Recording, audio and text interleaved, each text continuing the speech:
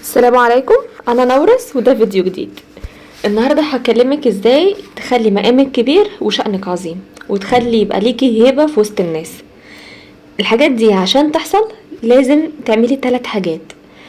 النهارده هنتكلم عن 3 حاجات فقط، بس اهمهم ان انتي تطولي صمتك وتأثري ردودك. بمعنى اطول صمتي ان انا ما بقاش بتكلم كتير، ما بقاش رغايه، ما بقاش بتدخل في الكلام كتير، ما بقاش بحكي كل حاجه عن نفسي، يعني تخليكي اهدى، خليكي هاديه.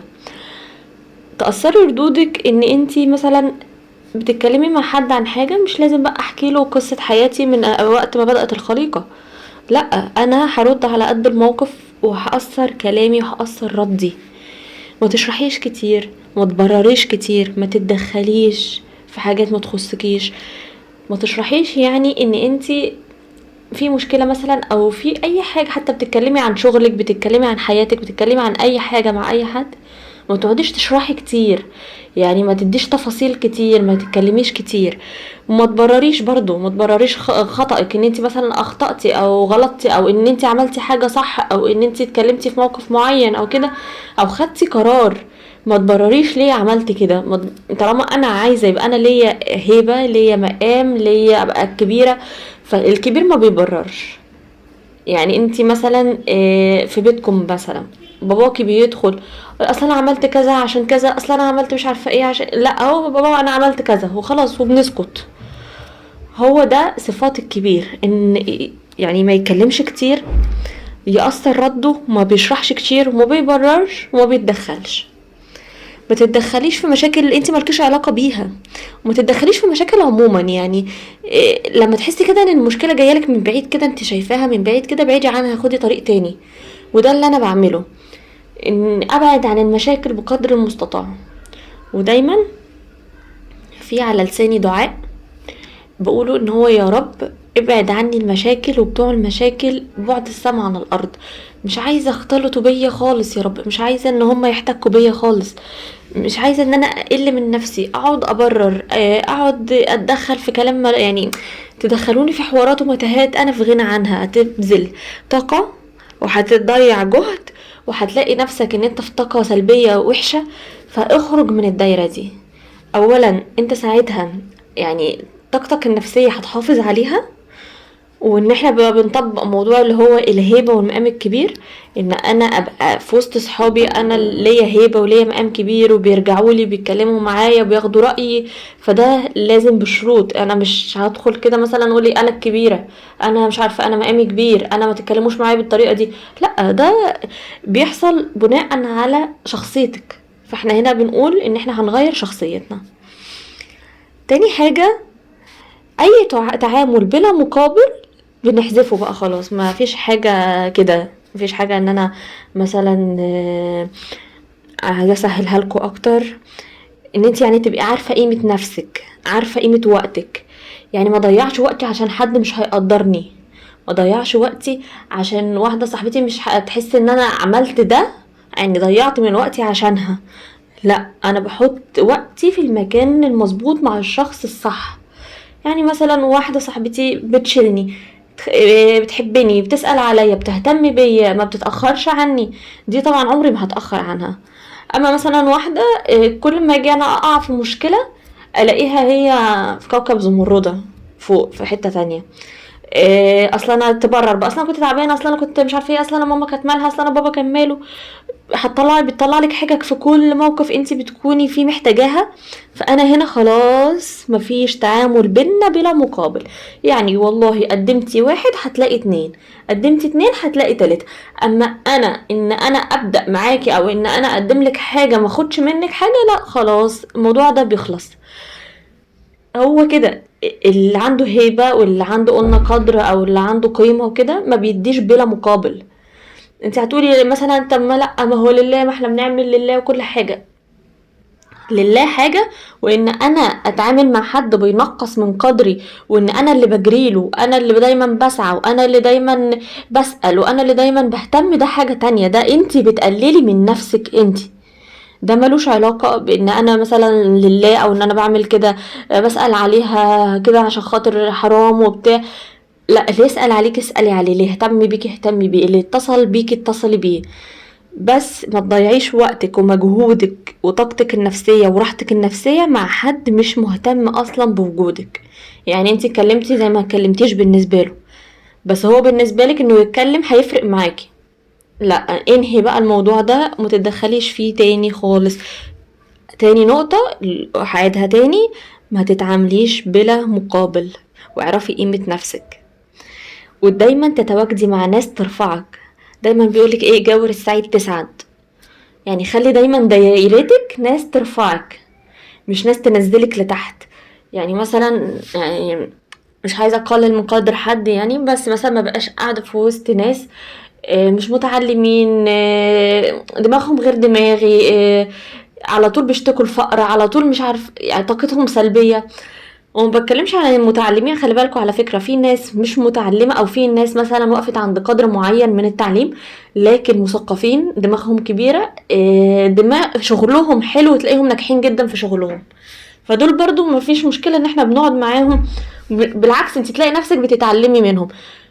مش معنى هنا ان كلمة متعلمين ان هم يبقوا حاصلين على بكالوريوس او ليسانس او دكتوراه او ماجستير، لا، ان هم يبقوا واعيين وشاطرين وناجحين واذكياء.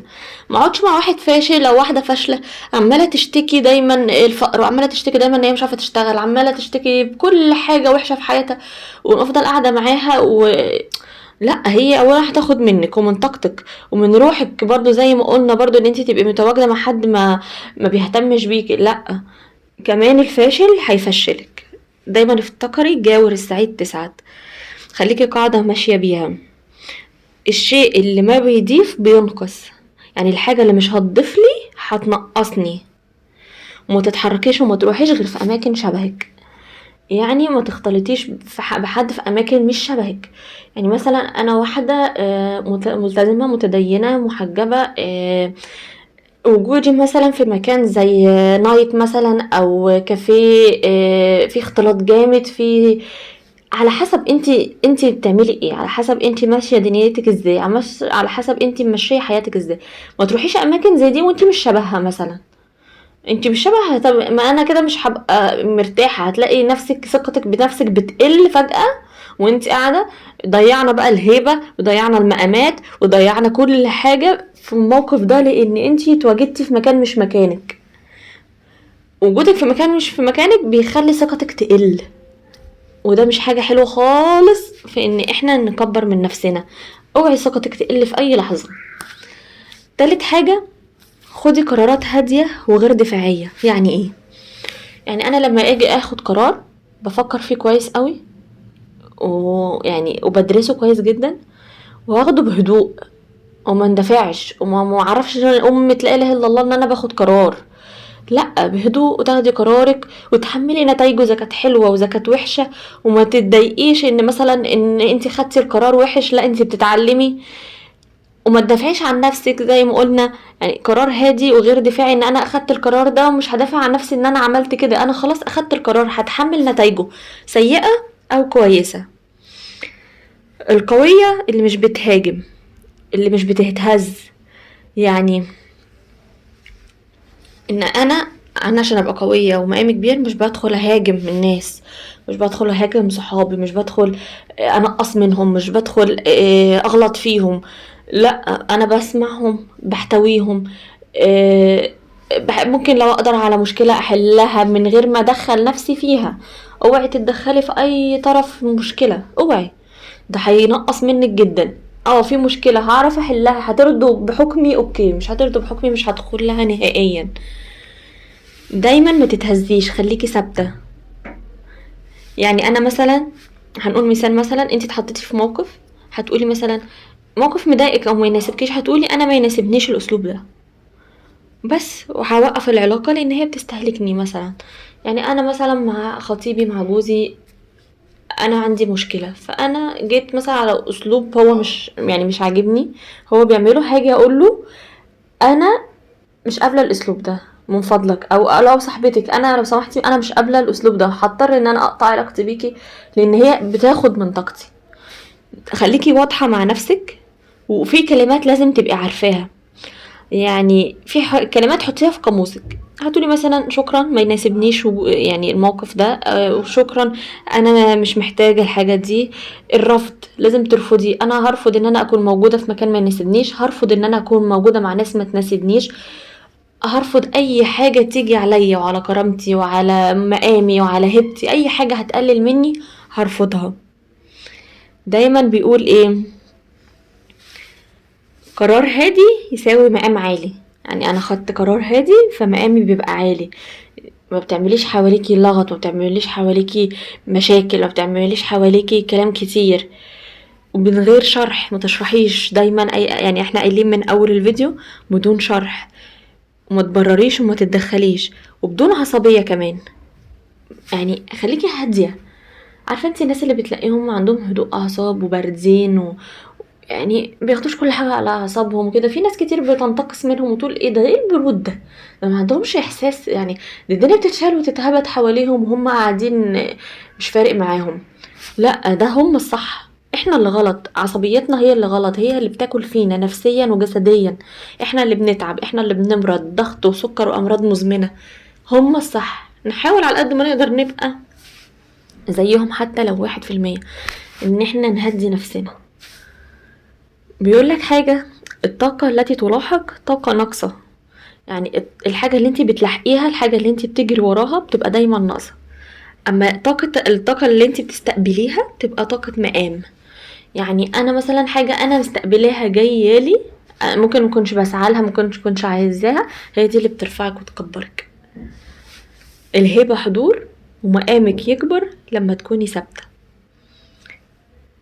الهبة حضور يعني اكيد فاهماني، يعني ان هو ان انت تكوني موجودة في مكان ليكي هيبتك، حضورك ليكي هيبتك. ومقامك بيكبر لما بتكوني ثابته، يعني بتحصل جنبك مشاكل، تحصل جنبك حوارات، تحصل جنبك حاجات كتيره، ما تبقيش مهزوزه، خليكي ثابته. العالم كله يتحرك حواليكي مش عليكي. ودي اخر حاجه هنهي بيها الفيديو، ان العالم كله يتحرك حواليكي مش عليكي. وده اخر حاجه انا هقولها لكم النهارده. وما تنسوش تعملوا سبسكرايب ولايك للقناه، ولو حبيتوا الفيديو اكتبولي، ولو عندكم اي حاجة عايزين تكتبوها في التعليقات اكتبوها لي وهنتناقش مع بعض. شكرا ليكم، السلام عليكم.